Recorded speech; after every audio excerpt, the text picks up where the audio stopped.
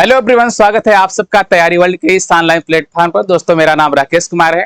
आज हम लोग फिर से ज्योग्राफी सीरीज को आगे बढ़ाते हुए, क्लाइमेटोलॉजी को आगे बढ़ाते हुए एक नए टॉपिक के साथ उपस्थित हैं। आज हम लोग पढ़ने वाले हैं वायुदाब पेटियों के बारे में।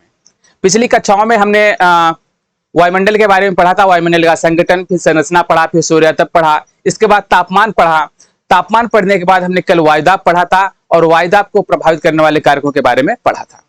अगर इन चीजों को आपने नहीं पढ़ा है, पिछले प्लेलिस्ट में जाकर इन चीजों को पढ़ लीजिए, क्योंकि आगे की जो सीरीज आप पढ़ने वाले हैं, आगे ये पिछले क्लासों से सीधे सीधे जुड़ी हुई हैं। आज हम लोग पढ़ने वाले हैं वायुदाब पेटियों के बारे में। बेहद इंपॉर्टेंट टॉपिक है, शायद ही कोई एग्जाम होता होगा जिसमें इस सेक्शन से कोई क्वेश्चन न पूछा जाए। आगे हम इसी चीज को बढ़ाते हुए बढ़ते हैं। क्या क्या पढ़ने वाले हम? हमें पढ़ना है आज वायुदाब पेटियों के बारे में, वायुदाब पेटियों के बारे में। और इन वायुदाब पेटियों में क्या क्या हम पढ़ेंगे? एक भूमध्य रेखीय निम्न दाब पेटी है, उपोष्ण उच्च वायुदाब पेटी है, इसको इन चारों पेटियों के बारे में डिटेल में बेहतरीन डिस्कशन करने वाले हैं। आप जुड़े रहिए, अपने दोस्तों को जोड़िए और क्लास का जो फीडबैक है उसे कमेंट बॉक्स में जरूर दीजिए। आपकी कोई पर्सनल क्वेरी हो इत्यादि, आप टेलीग्राम के ऑफिशियल चैनल पर मेरे जुड़ सकते हैं। तैयारी वर्ल्ड ऑफिशियल के नाम से एक ग्रुप है, और पर्सनल मैसेज करना है तैयारी वर्ल्ड नाम से सर्च करके आप पर्सनल मैसेज कर सकते हैं, कोई जवाब आपको दिया जाएगा। आगे बढ़ते हैं। देखिए दोस्तों, हम लोग पढ़ने वाले हैं वायुदाब पेटियों के बारे में। धैर्य बना के समझिएगा, थोड़ा सा वीडियो लंबा भी हो सकता है, आप केवल कंसंट्रेट बना के समझिएगा। एक वीडियो के बाद इससे संबंधित सारी प्रॉब्लम खत्म, एग्जाम से रिलेटेड। हम बात कर रहे हैं इसकी, ये फिगर आप देख रहे हैं, सब जाना पहचाना सा लग रहा है। आपको एक बार फिर से बता देते हैं, यह 0 डिग्री अक्षांश रेखा है, इसी को विषुवत रेखा भी कहते हैं, भूमध्य रेखा भी कहते हैं। यहाँ पर ये 23.5 डिग्री नॉर्थ है, कहने का मतलब इसे कर्क रेखा कहते हैं, कर्क वृत्ति भी कहते हैं। और यहाँ पे ग्रीष्म अयनांत बनता है, कैसे बनता है हम इसके बारे में जस्ट बात करने वाले हैं। ये 23.5 डिग्री साउथ है, इसे कहते हैं मकर रेखा। देखिए, सूर्य की जो स्थिति होती है, सूर्य की जो स्थिति होती है, ये है आपका विषुवत रेखा, ये आपका विषुवत रेखा, और यहाँ पर ये कर्क रेखा है और ये मकर रेखा है। वर्ष में एक बार सूर्य कर्क से लेके मकर रेखा के बीच एक बार लंबवत जरूर चमकता है ना। और उसकी आदर्श स्थिति मानी जाती है जब विषुवत रेखा पर वो लंबवत चमक रहा होता है। और जब विषुवत रेखा पर लंबवत चमक रहा होता है, उसी स्थिति को हम कहते हैं विषुव की दशा। क्या कहते हैं? विषुव की दशा। कहने का मतलब सूर्य जब विषुवत रेखा पर लंबवत चमक रहा, उसे कहेंगे विषुव की दशा। और यही वो दौर होता है, यही वो समय होता है जिस दिन दिन और रात बराबर होता है। अब हम बात करते हैं इस फिगर पर कैसे बराबर होता है। कुछ चीजें आपने पहले से सीखा है। ये दशा होती है 21 मार्च को। कब होती है?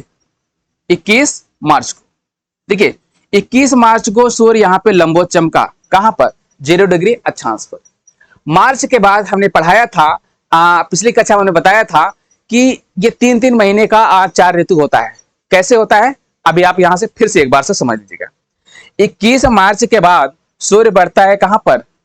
कर्क रेखा की तरफ। कर्क रेखा की तरफ बढ़ेगा तो 3 महीना जोड़ लीजिए। मार्च के बाद अप्रैल, मई, जून। जून आएगा, तारीख कौन सी होगी?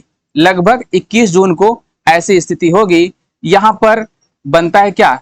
ग्रीष्म अयनांत। ग्रीष्म अयनांत। देखिए, ज्योग्राफी एक साइंस है और इस साइंस में एक एक टर्म का अलग अलग मीनिंग है। बेहतरीन समझ लीजिएगा। एक बार कॉन्सेप्ट क्लियर हो गया ना, आप व्यवहार से बहुत सारी चीजों को समझ सकते हैं। कुछ रटना नहीं है, कुछ रट के एग्जाम में नहीं जाना है। रट के भाई अब कितना लेके जाएंगे, है ना। कोशिश करेंगे, कॉन्सेप्ट क्लियर दिमाग में बैठा लीजिए, डेली लाइफ से जोड़ दीजिए। हम बात कर रहे हैं 21 मार्च की। 21 मार्च को क्या क्या कंडीशन बनती है? यहां पर दिन और रात बराबर होता है, डे इक्वल टू नाइट। बात क्लियर है? अब यहां से सूर्य किधर मुख किया? 21 जून की तरफ। 21 जून को क्या कहा गया? ग्रीष्म अयनांत। 21 जून को नॉर्थ हेमिस्फीयर में गर्मी का मौसम होता है गर्मी का मौसम। अब जब गर्मी का मौसम होता है तो जाहिर सी बात है 21 जून के बाद फिर गर्मी में कुछ कमी आनी शुरू होगी, और इसीलिए इसका नाम क्या रखा गया? ग्रीष्म अयनांत। ग्रीष्म अयनांत के बाद क्या होगा? सूर्य कर्क रेखा से फिर यहां पे मूव करेगा, किधर? विषुवत की तरफ। यह दशा कब होगी? 23 सितंबर को। 23 सितंबर को यानी सूर्य यहां से फिर वापस करेगा कहां पर? विषुवत रेखा की तरफ। 23 सितंबर को भी कंडीशन यही होगी, दिन इक्वल टू नाइट, यानी डे इक्वल टू नाइट, दिन और रात फिर से बराबर होगा। बात क्लियर। अब यहां से फिर सूर्य चलेगा कहां पर, मकर रेखा की तरफ, यानी यहां विषुवत रेखा से फिर चले कहां पर, मकर रेखा की तरफ, यही मकर रेखा है। और ये सिचुएशन बनेगी 22 दिसंबर को। बात क्लियर। और इस 22 दिसंबर को जो दशा बन रही है इसी को हम कहते हैं क्या, शीत अयनांत, शीत अयनांत। बात क्लियर है। यहां पर अगर हम बात करें, नॉर्थ हेमिस्फीयर में सबसे बड़ा दिन होता है और यहां पर नॉर्थ हेमिस्फीयर में सबसे छोटा दिन होता है। कैसे समझेंगे भैया, 22 दिसंबर को नॉर्थ हेमिस्फीयर में, उत्तरी गोलार्ध में ठंडी होता है और ठंडी में दिन होता है छोटा। आप यहां पे क्या समझेंगे, सबसे छोटा दिन होता है। आगे बढ़ें। और यहां पर क्या होगा, यहां पर क्या होगा, गर्मी का मौसम है, सबसे बड़ा दिन होता है। इतनी बात शायद आपको क्लियर हो गई होगी। एक बार फिर से 1 मिनट में समराइज कर देते हैं। 21 मार्च और 23 दिसंबर को दिन और रात बराबर होता है। 21 जून को उत्तरी गोलार्ध में सबसे बड़ा दिन होता है, इसे कहते हैं ग्रीष्म अयनांत। 22 दिसंबर को उत्तरी गोलार्ध में शीत अयनांत होता है, सबसे छोटा दिन होता है। अब हम साउथ की बात करें, नॉर्थ को बता दिया हमने, साउथ की बात करेंगे। देखिए, जब उत्तर में सबसे बड़ा दिन होगा तो साउथ में क्या होगा, सबसे छोटा दिन होगा। बात क्लियर है। ये आदर्श कंडीशन है। अब हम जो बताना चाह रहे हैं उस पर चलते हैं। ये तो कहानी हो गई थी पीछे, बताना हम क्या चाह रहे हैं आप इसको समझने की कोशिश करिएगा। देखिए, हमें पढ़ना वायुदाब पेटियों के बारे में, वायुदाब पेटियों के बारे में पढ़ना है। यहां पर देख रहे हैं सूर्य जब इस स्थिति पर है, कहां पर, विषुवत रेखा पर, यहां पर सूर्य जब इस स्थिति पर है उसी को कहा गया आदर्श दशा। आप दिमाग लगाइए थोड़ा सा कि यहां से जब सूर्य नॉर्थ हेमिस्फीयर में यानी कर्क रेखा की तरफ चलेगा तो क्या होगा भाई, कर्क रेखा की तरफ चलेगा। जैसे मान लीजिए यहीं से आप समझ लीजिए, यही आपका सन है। जब कर्क रेखा पर वो चमक रहा है तो जाहिर सी बात है मकर रेखा की तरफ किरणें जो मिलेंगी तिरछी मिलेंगी कुछ। कहने का मतलब मकर रेखा पे क्या होगा, सूर्यातप की मात्रा कम होगी। जब सूर्यातप की मात्रा कम होगी तो कहने का मतलब वहां पे तापमान कम होगा। जब तापमान कम होगा तो वहां पे क्लाइमेटिक चेंजेस होंगी, जलवायु संबंधी कई सारे परिवर्तन होंगे। और दीर्घकालीन जलवायु की हम बात नहीं कर रहे हैं, वर्तमान में वहां पे जो परिवर्तन होगा वो कैसे होगा। कहने का मतलब जो वायुदाब पेटियां हैं कुछ शिफ्ट करेंगी, शिफ्ट करेंगी क्योंकि वायुदाब पेटियां सीधे सीधे संबंधित किससे, तापमान से। तापमान के अलावा और सारे कारक हैं लेकिन तापमान एक बड़ा कारक है। आगे बढ़े, पढ़ते हैं वायुदाब पेटियों के बारे में। देखिए कैसे शिफ्ट करती हैं।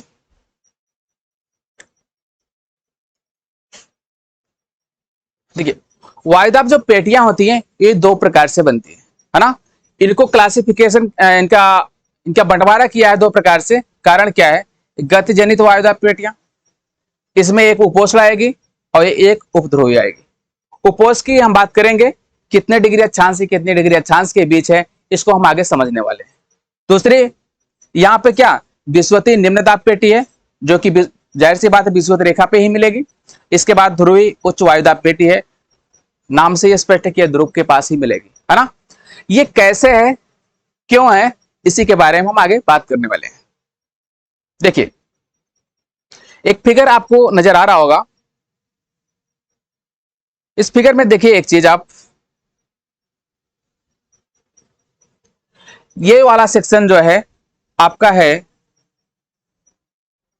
ये वाला,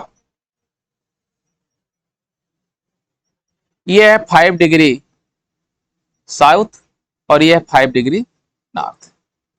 इसके बीच में है विषुवत रेखा, इसके बीच में ये वाला जो है विषुवत रेखा, इसे कह सकते हैं क्या, यही लिख दें, यह है 0 डिग्री अक्षांश।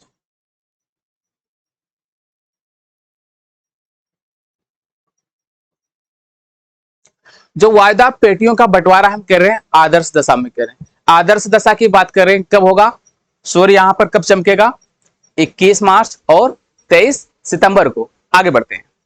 यहां पर जब सूर्य लंबवत चमक रहा होगा तो स्थिति क्या होगी, यहां पर तापमान ज्यादा होगा। भाई जाहिर सी बात तापमान ज्यादा होगा, संवहनी धाराएं उठेंगी, संवहनी धाराएं उठेंगी। इसके अलावा क्या क्या होगा, जब संवहनी धाराएं उठेंगी जाहिर सी बात है यहां पे निम्न दाब का क्षेत्र बनेगा, निम्न दाब का क्षेत्र बनेगा। और जब निम्न दाब का क्षेत्र बनेगा तो यहां से हवाएं ऊपर उठेंगी। हवाएं जब ऊपर उठेंगी तो कहां पे जाएंगी, देखिए एक निश्चित सीमा तक ऊपर तो उठ जाएंगी। कहां तक उठ के जाएंगी भाई, क्षोभ सीमा तक जाएंगी। अब हवाओं की प्रकृति होती है वो गर्म हवाएं हैं, जब ऊपर उठ रही हैं एक निश्चित समय के बाद वो ठंडी होंगी। जब ठंडी होना शुरू होंगी तो उनकी ऊपर जाने की क्षमता कम होगी। जब ऊपर जाने की क्षमता कम होगी तो क्या होगा, वहीं तो वापस आएंगे नहीं। वहीं वापस क्यों नहीं आएंगी, क्योंकि नीचे से भी तो हवाएं ऊपर जा रही हैं, ऊपर नहीं आएंगी। तो यहां पर ठंडी हुई, ठंडी होने के बाद क्या होंगी, ऐसे उतरेंगी। कहां पर उतरेंगी, ऐसे उतरेंगे, यानी दो दिशाओं में बढ़ के उतरेंगी। ये दो दिशाएं क्या होंगी, ये विषुवत रेखा है, यहां से उतरेंगी कहां पर, ऐसे ये उतरेंगी कहां पर, 30 से 35 डिग्री नॉर्थ हेमिस्फीयर में। यहां से उतरेंगी कहां पे, 30 से 35 डिग्री साउथ हेमिस्फीयर में। इतनी बात क्लियर हो गई, आई थिंक इतनी बात क्लियर हो गई होगी। ठीक है, हम यहां पे बता रहे हैं वायुदाब पेटियों के बारे में। आपने कंडीशन क्या देख लिया, पहला कंडीशन, पहला कंडीशन देखा यहां पर क्या है, टेम्परेचर। भाई वायुदाब पेटियों को वायुदाब को प्रभावित करने वाला पहला कारक क्या है, तापमान है। दूसरा कारक क्या है भाई, अक्षांश भी था, अक्षांश भी था यानी लैटिट्यूड, ऊंचाई भी था, अल्टीट्यूड। इसके अलावा क्या था, इसके अलावा क्या था भैया, टेम्परेचर हो गया, लैटिट्यूड हो गया, एल्टीट्यूड। इसके अलावा क्या था, जलवाष्प था, वाटर पेपर, ऐसे लिख दे रहे हैं जलवाष्प, और सब कारण थे, उनके बारे में हम बात करेंगे। अपकेंद्री बल था, अपकेंद्री बल। इसके अलावा क्या था, गुरुत्वीय त्वरण था, गुरुत्वीय त्वरण। और इसके अलावा क्या था, सबसे इंपॉर्टेंट, कोरियालिस बल।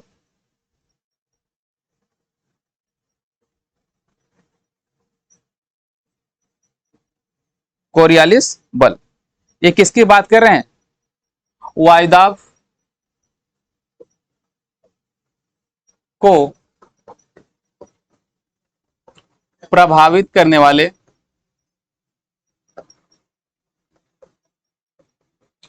कारकों के बारे में, वायुदाब के प्रभावित करने वाले कारकों के बारे में हम बात कर रहे हैं। थोड़ा समझिएगा आपको सब्र के साथ।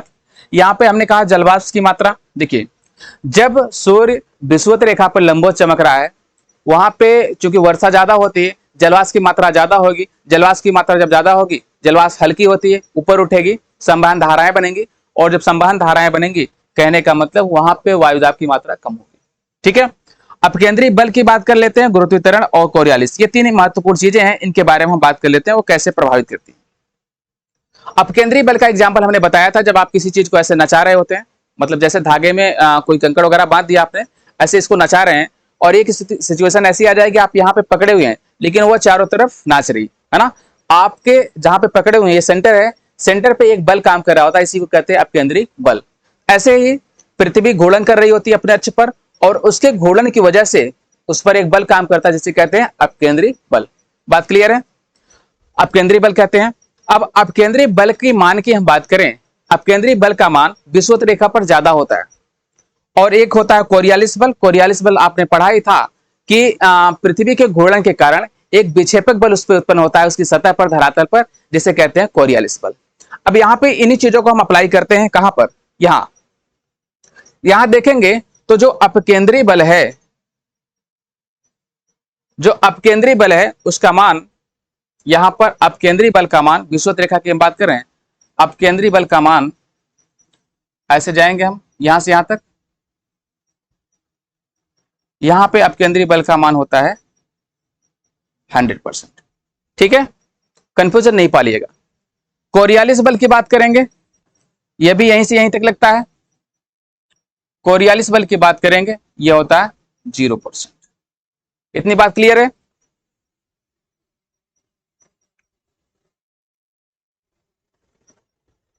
बात क्लियर है, आगे चलें।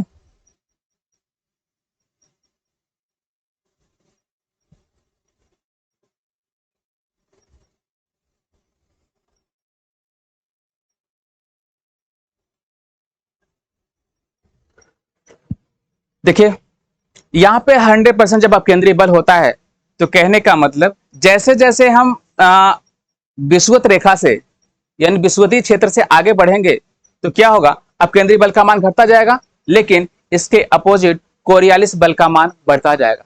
बात क्लियर। चलिए इसी चीज को समझते हैं। तो यहां पर जो सिचुएशन बन रही है इसी चीज को कहा गया, जो 5 डिग्री उत्तर से दक्षिण का जो भाग है इसी को कहा गया क्या, विषुवत रेखी निम्न वायुदाब पेटी। ठीक है, क्या कहा गया, विषुवत रेखी निम्न वायुदाब पेटी। अब यहां से चूंकि अभी आपने देखा यहां से हवाएं उठ रही हैं, उठने के बाद कहां जा रही हैं, 30 से 35 पर गिर रही हैं। कहां पे गिर रही हैं, यह है आपका 30 डिग्री नॉर्थ, यहां पे है क्या 35 डिग्री नॉर्थ। यहां पर भी वही सिचुएशन पड़ेगी, 30 अंश साउथ और 30 अंश 35 अंश 35 अंश। देखिए हम नॉर्थ वाले को पढ़ ले रहे हैं, साउथ वाला उसका अपोजिट होगा, अभी हम बता दे रहे हैं, एक मिनट में यही नॉर्थ वाले को हम फोकस कर रहे हैं। देखिए यहां पर ये वाली सिचुएशन जो है, ये वाली स्थिति, ये है आपका उपोष्ण उच्च वायुदाब पेटी। क्या है, उपोष्ण उच्च वायुदाब पेटी। अब यहां पर उपोष्ण उच्च वायुदाब क्यों बन रहा है, यहां समझने की कोशिश करते हैं। यह सिचुएशन जो आपको नजर आ रही है, यह है आपका 60 डिग्री नॉर्थ और यह 65 डिग्री नॉर्थ। बात क्लियर है। यहां से जो हवाएं, जो गर्म हवाएं उठ रही हैं, उठने के बाद दो शाखा में ऊपर विभाजित हो जाएंगी, कहां पे, क्षोभ मंडल में। विभाजित होने के बाद इस जगह पर गिर रही हैं और इस जगह पर गिर रही हैं। हम केवल नॉर्थ की बात कर रहे हैं। देखिए जब यहां पर हवाएं यहां पर गिर रही हैं, गिरने के बाद कहने का मतलब हवा जब किसी स्थान पर गिर रही है तो वहां पर दाब बढ़ा देगी, वायुदाब बढ़ जाएगा। तो यहां पर इस जगह पर वायुदाब की मात्रा बढ़ जा रही है। इसके बढ़ने के पीछे एक कारण और भी है।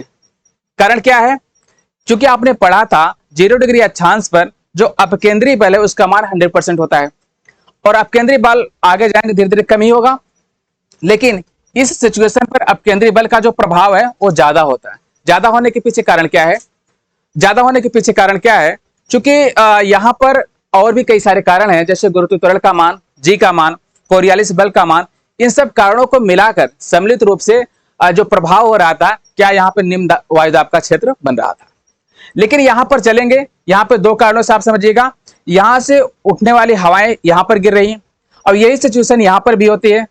यही सिचुएशन यहां पर होती है कि यहां से जो उठने वाली हवाएं हैं यहां पर आकर गिरती हैं, क्योंकि जो उपध्रुवीय निम्न वायुदाब का क्षेत्र यहां पे बन रहा है 60 से 65 डिग्री पर, यहां से उठने वाली हवाएं भी यहां पर आकर गिर रही हैं और यहां से उठने वाली भी हवाएं यहां पर आकर गिर रही हैं। ऐसी कंडीशन में किन्हीं दो क्षेत्रों से आकर यहां पर हवाएं गिर जा रही हैं, कहने का मतलब यहां पर उच्च वायुदाब के क्षेत्र बना दे रही हैं। बात समझ में आ रही है। यहां पर बन जा रहा है क्या, सब ट्रॉपिकल हाई प्रेशर बेल्ट, है ना, उपोष्ण उच्च वायुदाब की पेटी। और इसी पेटी का नाम अश्व अक्षांश भी कहा जाता है, यानी हॉर्स लैटिट्यूड क्यों कहा जाता है उसकी भी कहानी अभी थोड़ी देर में हम देख ले रहे हैं। बात क्लियर है। कहने का मतलब 5 डिग्री उत्तरी से दक्षिणी जो अक्षांश होगा उसे कहेंगे विषुवत रेखीय निम्न वायुदाब पेटी। आगे क्या मिलेगा, 30 से 35 तक क्या मिलेगा, उपोष्ण उच्च वायुदाब पेटी। इसके आगे जब बढ़ेंगे 60 से 65, यहां पर क्या मिलेगा, उपध्रुवीय निम्न वायुदाब पेटी। और यहां पर क्या मिल जाएगा, पोलर वर्टेक्स यानी ध्रुवीय उच्च वायुदाब। बात क्लियर है। हमें सिर्फ यहां पर इतना ही पढ़ना था, आदर्श दशा में धरातल पर जो बनने वाली वायुदाब पेटियां उनका कैसे डिस्ट्रीब्यूशन है। ये बनने के पीछे जो मेन वजह है इसके बारे में जब हम पवन पढ़ेंगे इसको और विस्तृत पढ़ेंगे, है ना, कि पवनों की दिशा कैसे कैसे बदलती। यहां पर जनरली आप यही समझिएगा, यहां से उठने वाली हवाएं कहां पे गिर रही हैं, उपोष्ण उच्च वायुदाब पर। इसी तरीके से यहां पर भी साउथ में भी वही चीज बन रही है। इसके बाद आते हैं यहां से, 60 से 65 से जो उठने वाली हवाएं हैं क्षोभ सीमा के आने के बाद कहां पे गिर रही हैं? 30 से 35 पर। यही सिचुएशन यहां पर भी 30 से 35 पर गिर रही है। जहां पर हवाएं जाके गिर रही हैं वहां पर उच्च वायुदाब का क्षेत्र बना देंगी। ठीक है, इसी तरीके से इसकी एक शाखा कहां पे गिर रही है? ध्रुवों के पास। जब ध्रुवों के पास गिर रही है, ध्रुवों के पास गिरने के बाद क्या होगा? ऐसी कंडीशन में वहां पे भी उच्च वायुदाब का क्षेत्र बनेगा। अब इन पेटियों की विशेषताओं के बारे में थोड़ा सा पढ़ लेते हैं कि ये पेटियां जो बन रही हैं इनकी विशेषताएं क्या हैं और बनने के पीछे कारण क्या है। एग्जाम में कई बार सीधे सीधे प्रश्न पूछा जाता है और शायद ही कोई एग्जाम हो जिसमें इससे संबंधित प्रश्न न पूछा जाता हो। बात क्लियर हो गई तो हम आगे बढ़े। चलिए, विषुवतीय निम्न वायुदाब की पेटी की हम बात कर लेते हैं। ये एक पेटी कहां से कहां तक पढ़ा अभी आपने? 5 डिग्री नॉर्थ से 5 डिग्री साउथ। बात क्लियर है? इसका विस्तार यहां से यहां तक है। परीक्षा में यह पूछा गया सीधे सीधे, निम्नलिखित में से विषुवतीय निम्न वायुदाब पेटी का विस्तार है 5 degree north to 5 degree south.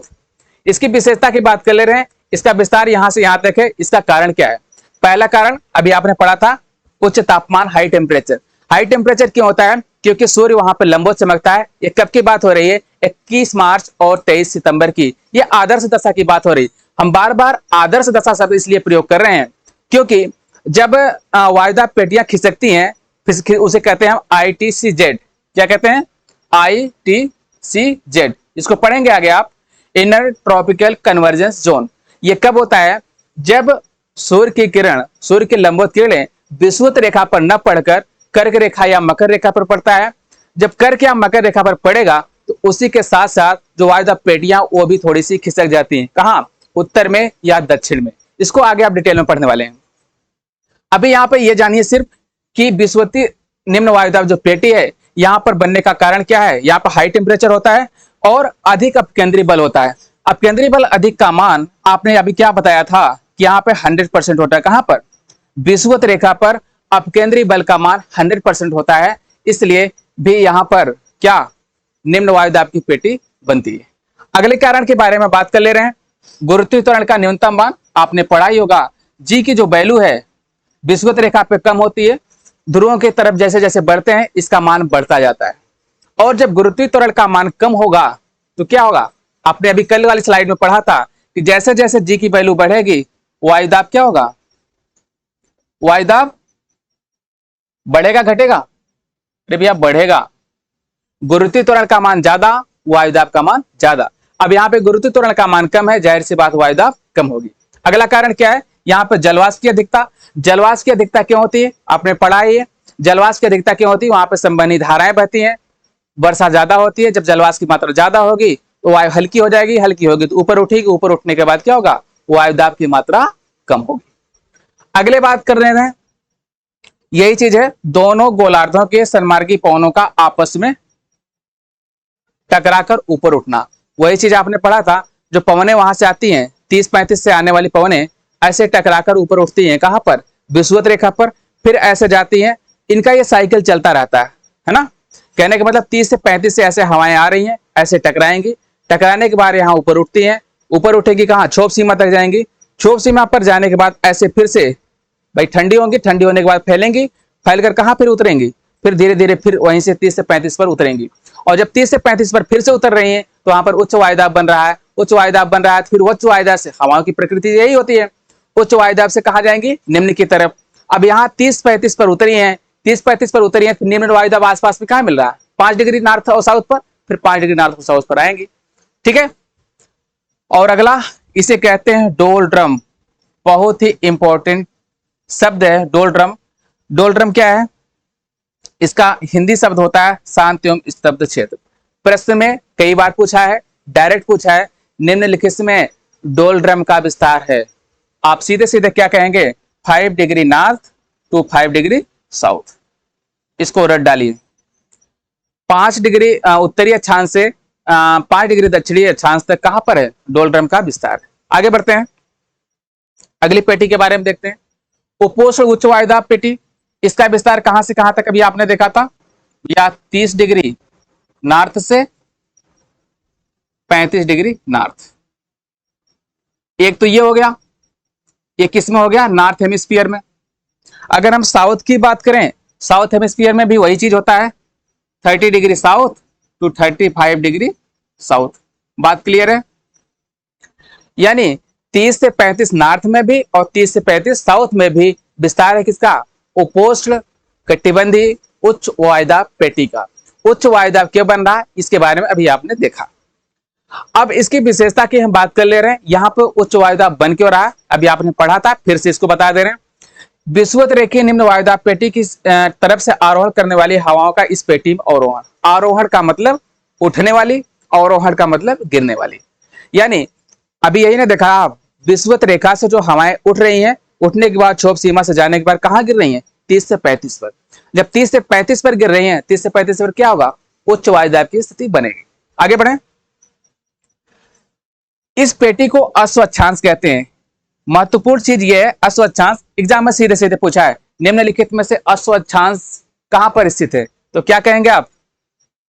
30 से 35 डिग्री नॉर्थ और साउथ। देखिए अस्वच्छांश इसका नाम आया कैसे था, आने के पीछे कारण था कि प्राचीन समय में जो नाव थी, अभी तो नाव जो चल रही है इंजन वाली चल रही है, पहले तो पाल वाली नाव चलती थी।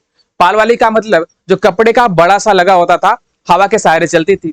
तो स्पेन के व्यापारी क्या करते थे? घोड़ों का व्यापार करने के लिए समुद्री मार्ग से आते थे। अब समुद्री मार्ग से आते थे, चूंकि 30 से 35 के बीच में क्या होता है? उच्च वायुदाब की पेटी बन रही है। जाहिर सी बात है, उच्च वायुदाब की पेटी बन रही है तो वहां पर हवाओं का प्रभाव यानी पवनों का प्रभाव कम होगा। जब कम होगा तो ऐसी कंडीशन में नाव के डूबने की संभावना होती थी। तो क्या करते थे? डूबने से बचने के लिए जितने सारे घोड़े लेकर आ रहे थे उसमें से कुछ घोड़ों को नदी में फेंक देते थे, सॉरी समुद्र में फेंक देते थे। अब फेंकने की वजह से क्या होता था? कुछ उनका वेट कम होता था, उनके नाव पे जो लदे हुए सामान थे, घोड़े थे, लोग थे, कुछ कम होता था। इसीलिए इसका नाम रख दिया गया अस्वच्छांश, क्योंकि 30 से 35 डिग्री पर आने के बाद क्लाइमेटिक सिचुएशन ऐसी बनती ही थी कि उनको वेट कम करना होता था। अगर नहीं कम करते तो वो क्या करते हैं? डूब जाते। इसीलिए इसका नाम रखा गया अस्वच्छांश। ठीक है, आगे बढ़ते हैं। अगली पेटी उपध्रुवीय निम्न वायुदाब पेटी। इसका विस्तार कहां से कहां तक है? 60 से 65। ठीक है, 60 से 65 कह रहे हैं तो आप समझिएगा 60 से 65 नॉर्थ भी और 60 से 65 साउथ भी। अब केंद्रीय बल का मान सामान्य से अधिक, अब केंद्रीय बल का मान सामान्य से अधिक होने पर कारण इस क्षेत्र की हवाओं का तेजी से आरोहण, आरोहण का मतलब क्या होगा? उठेगी। आरोहण का मतलब उठेगी और आरोहण होने लगता है, इसी कारण यहां का वायुदाब सामान्य से कम हो जाता है। अब आप दो बात नोटिस करिएगा, आरोहण की बात यहां पे की गई है, आरोहण की बात यहां पर की गई है। आपने अभी पिछले स्लाइड में देखा था, जब हम विषुवत रेखीय निम्न वायुदाब की पेटी की बात कर रहे थे तो वहां पर भी वायु हवाओं का आरोहण हो रहा था। आरोहण का मतलब उठ रही थी। उठने के पीछे कारण जो पड़ा था उसमें से एक कारण आपने यह भी पढ़ा था कि अपकेंद्रीय बल का मान ज्यादा है। अपकेंद्रीय बल का मान यहां पर भी ज्यादा है। ज्यादा का मतलब जो यहां पर अगर हम बात करें 0 डिग्री अक्षांश की तो यहां पर 100% है। यहां से जब ये 60 से 65 की तरफ बढ़ रहा है, कहने का मतलब ध्रुवों तक जाते जाते जब 0 हो रहा है, 60 से 65 की तरफ कुछ कम तो होगा, लेकिन कुछ ही कम होगा, कुछ ही कम होगा, पर उसका प्रभाव ज्यादा है। ज्यादा होने के पीछे और भी कारण है, इसको आप डिटेल में पढ़ने वाले हैं जब हम क्लाइमेटिक डिवीजन पढ़ेंगे। ठीक है, तो आप इतना ही समझिएगा, यहां पर जो सबसे बड़ा कारण है निम्न वायुदाब पेटी बनने का, यह एक कारण है क्या कि अपकेंद्रीय बल का मान ज्यादा हो जा रहा है सामान्य से, और ज्यादा होने की वजह से हवाएं उठ रही हैं। अब फिर से वही कहानी, हवाएं जो 60 से 65 पे उठ रही हैं, उठने के बाद क्या होगा? क्षोभ सीमा तक जाएंगी। क्षोभ सीमा पर जाने के बाद ठंडी होती होती धीरे धीरे क्या करेंगी? उतरनी चाहेंगे। उतरेंगी कहां पर? ये उतरेंगे जाकर धीरे धीरे कहां पर? पोल पर। अब यहां से उठ रही है 60 से 65 पे उठ रही है, 60 से 65 पर जब उठ रही है यहां पर निम्न वायुदाब होगा। भाई जहां से जा रही है वहां निम्न वायुदाब होगा। कहां पे गिर रही है? ये पोल पर गिर रही है, ध्रुवों पर गिर रही है। जब ध्रुवों पर गिर रही है तो ध्रुवों पर क्या होगा? उच्च वायुदाब की पेटी विकसित होगी। बात क्लियर है? इसका अगला कारण क्या है, इसके बारे में हम बात कर लेते हैं। सॉरी, अगले स्लाइड के बारे में बात करें। ध्रुवीय उच्च वायुदाब पेटी के बारे में बात करें। अगला कारण क्या है इसका कि यहां पर निम्न वायुदाब क्यों, उच्च वायुदाब क्यों बन रहा है? एक कारण तो आपने यही देखा कि यहां पर 60 से 65 पर जो उठने वाली हवाएं हैं यहां पर आकर गिर रही हैं, गिरने की वजह से उच्च वायुदाब बन रहा है। अगला कारण क्या है इसके बारे में बात कर लेते हैं। यहां पर टेम्परेचर लो होता है। टेम्परेचर लो क्यों होता है? भाई टेम्परेचर लो क्यों होता है? क्योंकि ये हिमाच्छादित क्षेत्र है, ये ठंडे क्षेत्र हैं, और चूंकि आप जानते हैं जब हम ध्रुवों की तरफ बढ़ते हैं विषुवत रेखा से तापमान में गिरावट दर्ज होती है। मूलतः अगर गिरावट की बात करें करके हम मकर रेखा से जैसे हम ध्रुवों की तरफ जाते हैं तापमान में कुछ ज्यादा ही गिरावट होती है, और ध्रुवों पर तो हिमाच्छादित धरातल होता है, हमेशा हिम से लदा हुआ होता है। ऐसी कंडीशन में जब हमेशा सरफेस पर बर्फ ही पड़ा होगा तो वहां का तापमान कम होगा। जब तापमान कम होगा तो क्या होगा? वायुदाब की मात्रा ज्यादा होगी। आपने पढ़ा था पीछे कि जब टेम्परेचर ज्यादा होगा तो वायुदाब कम होगा। देखिए जो छोटे छोटे कॉन्सेप्ट बताए गए हैं ये हर जगह अप्लाई होंगे, इसलिए कहते हैं कि जो भी बताया जा रहा उसको आप नोट करते रहिए, नोट करने के साथ साथ उसको रिवाइज करते रहिए। रिवाइज करने के साथ अगर आपका कोई कंफ्यूजन बना हुआ है उस कंफ्यूजन को दूर करने के लिए आप अपने से भी स्टडी करिए, और अगर दूर नहीं हो रहा कमेंट बॉक्स में करिए, टेलीग्राम पे मैसेज करिए, उसका जवाब हम आपको देंगे। तब बात क्या कर रहे हैं? टेम्परेचर जब ज्यादा होगा तो एयर प्रेशर कम होगा, यानी हाई टेम्परेचर लो प्रेशर। एक ही कॉन्सेप्ट दिमाग में बैठा लीजिए, high temperature low pressure, temperature ज्यादा होगा तो प्रेशर कम होगा। ठीक है, तो यहां पर हिमाच्छादित धरातल होता है। जब हिमाच्छादित धरातल है तो कहने का मतलब वहां पर टेम्परेचर कम होगा, और टेम्परेचर जब कम होगा तो वायुदाब जाहिर सी बात है क्या होगा? ज्यादा होगा। दूसरा कारण हो गया। तीसरे के बारे में हम बात कर लेते हैं, मिनिमम सेंट्रीफ्यूगल फोर्स। अभी आपने जो पढ़ा था क्या अपकेंद्रीय बल के बारे में पढ़ा था? अपकेंद्रीय बल, भैया आपने ये चीज देखा था कि 0 डिग्री अक्षांश पर क्या है? 0 डिग्री अक्षांश पर अपकेंद्रीय बल का मान कितना लग रहा? 100%। जाहिर सी बात जब हम पोल की तरफ जाएंगे तो इसकी वैल्यू क्या हो गई? लगभग एकदम, अगर 90 डिग्री पोल की बात करें तो ये 0 हो जाएगा। ठीक है, यहाँ पे मिनिमम वैल्यू लग रहा है, इसलिए भी यहाँ पर उच्च वायुदाब की स्थिति बन रही है। और अगले कारण की बात करें, एक चीज और आपने पढ़ा था वायुदाब का जब प्रभावित करने वाले कारकों को पढ़ा था, तो यहाँ पे कहा गया था जब जी का मान जैसे जैसे बढ़ेगा तो वायुदाब का मान क्या होगा? बढ़ेगा घटेगा? बोलिए बोलिए बोलिए। वायुदाब भी बढ़ेगा, यानी ग्रेविटेशनल फोर्स का मान ज्यादा होगा तो वायुदाब की मात्रा भी ज्यादा होगी। बात क्लियर है? सीधे सीधे संबंधित है। हाई जी का मान हाई होगा तो वायुदाब का मान भी हाई होगा। ठीक है, तो ये इसको प्रभावित करने वाले कारक रहे। अगले कारक की बात करें, जलवाष्प का न्यूनतम मान। आपने देखा था जब विषुवत रेखा की हम बात कर रहे थे, 0 डिग्री अक्षांश की बात कर रहे हैं, 5 to 5 की बात कर रहे थे, तो वहां पर जलवाष्प की मात्रा ज्यादा हो रही थी। जब जलवाष्प की मात्रा ज्यादा हो रही थी तो वायु हल्की होकर ऊपर उठ रही थी। यहाँ पर जलवाष्प की मात्रा कम होती, कहां पर? ध्रुवों पर। जो ठंडा क्षेत्र है वहां पर जलवाष्प की मात्रा जब कम होती है तो जाहिर सी बात है वहां पर जलवाष्प की मात्रा जब कम होगी तो वायुदाब की मात्रा ज्यादा होगी। यानी जलवाष्प जो सीधे संबंधित है, अगर जलवाष्प की मात्रा कम होगी तो वायुदाब ज्यादा होगा। ठीक है, इसका जस्ट अपोजिट कर लेंगे विषुवत रेखा के टर्म में। आगे और जो सबसे इंपॉर्टेंट कारण आपने अभी पढ़ा था, यहां से जो 60 से 65 डिग्री अक्षांश पर उठने वाली हवाएं हैं वो आकर गिर रही। ये बात तो क्लियर ही हो गई थी। अगले कारण की हम बात करें, एक ही चीज है, अगले कारण की बात करें तो सबसे इंपॉर्टेंट कारण की बात करें, सबसे इंपॉर्टेंट कारण इसमें यही हो रहा है कि यहां से 60 से 65 डिग्री अक्षांश पर, यानी 60 से 65 डिग्री अक्षांश से जो उठने वाली हवाएं हैं यहां पर आकर गिरे, इसके कारण भी यहाँ पे वायुदाब की मात्रा बढ़ रही है। तो आज आपने क्या क्या सीखा यहाँ पर वायुदाब पेटियों के बारे में? पहला, निम्न वायुदाब पेटी क्यों बन रही है? उष्ण उपोष्ण क्यों बन रही है, यानी 30 से 35 पर क्यों बन रही है? अश्व अक्षांश क्या है आपने इसके बारे में जाना। इसके अलावा पोलर वर्टेक्स यानी जो अभी लास्ट में आपने पढ़ा इसके बारे में जाना। इन सब चीजों के साथ वायुदाब पेटियों के बारे में जो विस्तृत जानकारी है ये यहाँ पे खत्म होती है। ठीक है, अभी यहाँ पे इसके बाद हम पढ़ने वाले हैं पवनों के बारे में। ये चीज अगर आपने बेहतर समझा है तो पवनों को समझना बिल्कुल आसान होगा, क्योंकि वहां पे भी कहानी टेम्परेचर और प्रेशर की है। तापमान और वायुदाब की ही कहानी है। यहाँ पर तापमान और वायुदाब को अगर आपने बेहतर समझा है तो पवनों की जो बहने वाली दिशा है उस दिशा के बारे में समझना बेहद आसान होगा। ठीक है, तो आज की क्लास यहीं पर खत्म करते हैं। मिलते हैं अगले क्लास में एक नए टॉपिक के साथ। आपको हमने बता ही दिया, हम पवन पढ़ेंगे अगले क्लास में। ठीक है, तब तक के लिए धन्यवाद।